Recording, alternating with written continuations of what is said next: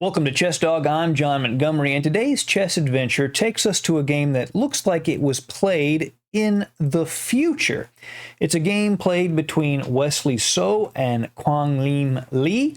Wesley So, of course, is a super grandmaster. He's been rated over 2,800. He's currently 2770, 2780. His opponent, Quang Liem, is also a plus 2700 player, and this is in the Chessable Masters knockout, and Lee has the white pieces, Wesley So has the black pieces, and this game really shows us what chess looks like today. And in the past, when computers were able to beat grandmasters, everybody ran away from the use of computers, always trying to find an anti-computer strategy. Now people are running towards computers. They want to use computers to help them. So let's dive in. Lee with the white pieces plays d4. Wesley plays knight f6, knight f3, d5, e3. The beginning of the Kali system, which is sort of a Slav in reverse. Semi-Slav, black plays c5, and white takes on c5. So instead of being a semi-Slav in reverse, it's now a Queen's Gambit accepted in reverse, and white wants to hold on to this extra pawn after e6, b4, a5 to try to undermine that structure, c3, ab4, ab4, and b6. Now these moves are well known, particularly with colors reversed. Black challenges the c pawn. White plays bishop to b5 check to hold on to it. If he just takes on b6, then bishop takes b4 with check, and after blocking the check, the queen takes on b6, and black is just winning. So white plays bishop to b5 check. Black blocks with his light squared bishop, which is his bad bishop. So he trades off that bad bishop, which is a strategic victory for black. Knight bd7, a4, bc5, and now b5. And this structure, again, has been seen with colors reversed, but it's pretty clear what's going on. The central activity has become stabilized. The battle lines are drawn. White has an unopposed 2-0 majority on the queen's side that white wants to march forward and advance. But black's got a majority in the center, which controls a lot of key squares, and that allows Wesley So with the black pieces to play on both sides of the board. Now here comes a move that is a perfect example of future chess, the kind of moves that neural network computers recommend. He plays g5. A move like this used to be unthinkable, but now these kinds of moves are being played with more and more regularity. This move is not a novelty, but it's the first time it's been played at a high level, and it is a computer recommendation. White plays bishop to b2. Taking the pawn is not a good idea. If he takes it, rook g8, f4, defending the knight, but after h6, knight f3, rook takes g2. Black is much better. Where's white going to put his king? It would be a terrible position. So Lee plays bishop to b2, gets the bishop on that long diagonal, pins the knight on f6 to the rook on h8. Bishop to d6, black controls that key e5 square. Queen e2. What white wants to do is play e4. And black could not retake with the knight because his rook at h8 would hang. And if white advances the pawn to d4, the c4 square would become weak. So Wesley presses the issue. He plays g4, knight f to d2, and queen to c7 is played. Now, white should probably go ahead and play e4 here like he was originally planning, but he plays a move that it really isn't very good. It's a little bit below what you would expect from a 2700 player, although the time control here was fairly fast, not quite blitz fast, but quick. He plays f4. Again, he should have played e4 here. But this allows black to create all sorts of weaknesses in white's camp. Black takes en passant, knight recaptures, and now white has a weak pawn on e3, and his king side is more vulnerable to attack. Black plays rook to g8, aiming at the g2 square. White castles. It looks like he's castling into an attack, but where else is he going to put his king? The king side is still the safest place for the king. Black centralizes his own king. One of the advantages of having that nice, big, juicy center is that he can actually leave his king in the middle and connect his rooks via king to e7. Another creative and very modern idea. White plays knight b to d2. That keeps the knight out of e4. The knight could have moved there now because there's no longer a pin. The rook at h8 had moved over. Rook to g4. Now notice, because black has this beautiful center, he's able to play on both sides of the board. That's what having control of the center gives you.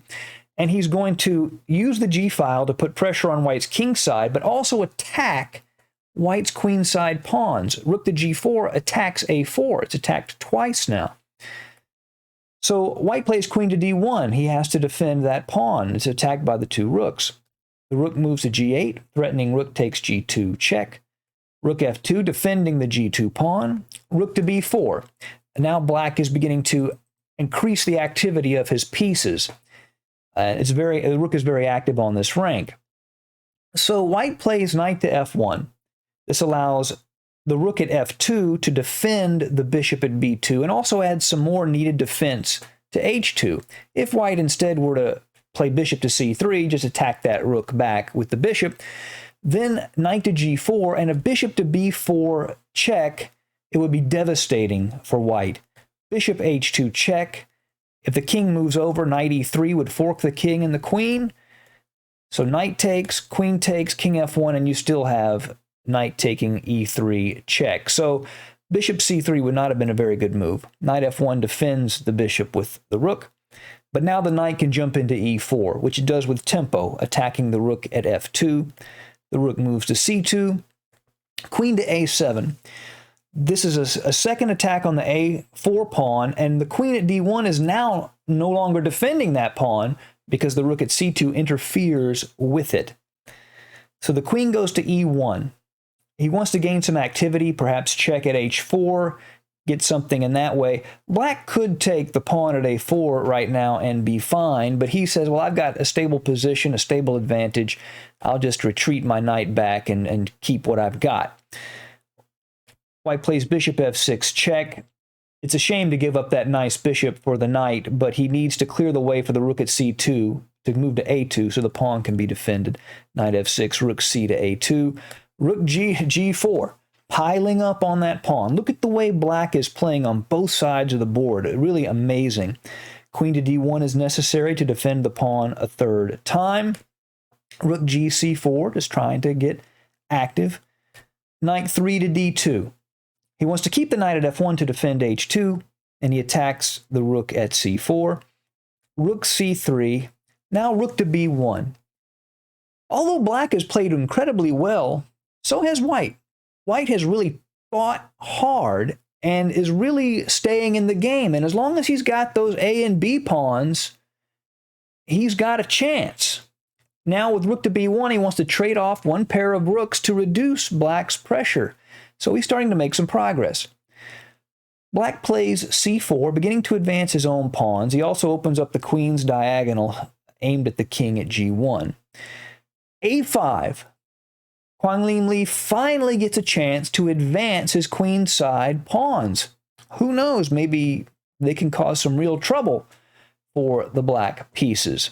Rook takes b1, queen takes b1, bishop c5, piling on to the e3 pawn and that diagonal. Now, Lee has survived a very challenging portion of the game. Wesley So has played brilliantly, but Lee has really fought hard. He's fought back, and he's really got a chance here, but black is still in control of the center. The question will be, can Lee advance those queenside pawns effectively? He begins by playing b6. Black plays queen to b8, and now he plays b7.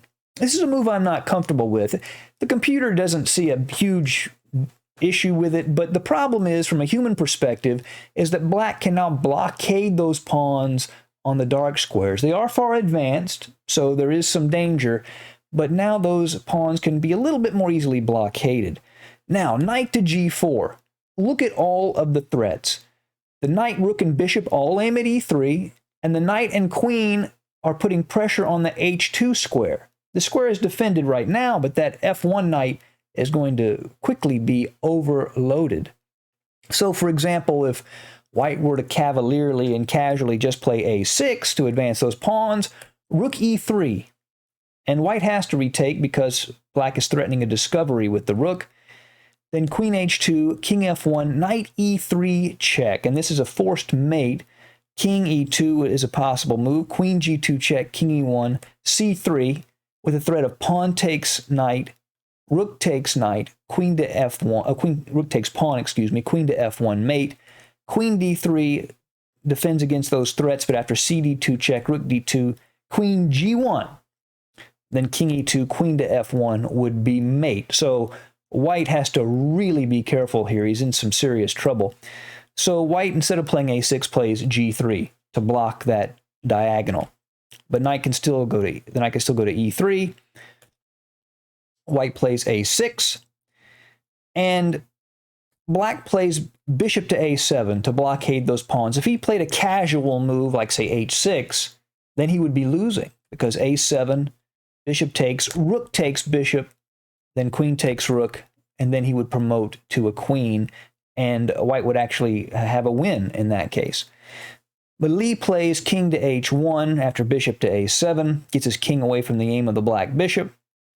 Rook to d3, activating the rook further, pressuring the d2 knight, and clearing the way for that c-pawn to advance. Knight e3, rook e3. And this game is still a battle between the central pawns and the queenside pawns. White's still in it, but after his next move, he's not.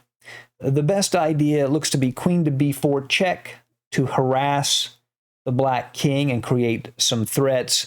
But he plays the more passive knight to f1, and now it looks like white is lost. Wesley So completes the win brilliantly. He plays rook to b3, hitting the queen with tempo. The knight is anchored there by the c4 pawn. Then white plays rook to b2, and that allows an incredible move from Wesley So. Queen to e5, piling on to the b2 rook and forcing the rook to take the other rook. Then pawn takes rook, and the pawn cannot be touched.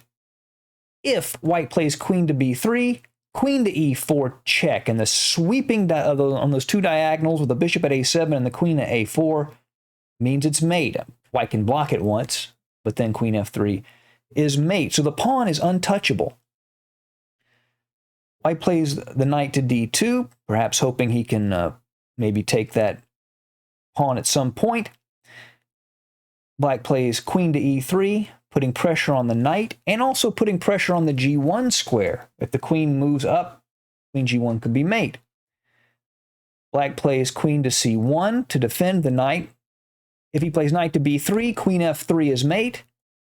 And if he plays queen takes b3, queen to g1 is mate. So he tries to defend all of the threats with queen to c1, but then b2. And if he takes, obviously it's mate again.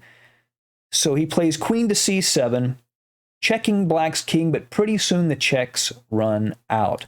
King f6, then he can play queen f4 check, queen f4, gf4. So the queens are off the board. Is the pressure gone for white? No, this endgame is losing for white. By the way, if you're getting value from this video, please hit the like button and subscribe if you haven't already. So king to f5, king to g2. Notice the queenside pawns for white are completely blockaded by that bishop at a7. They cannot advance.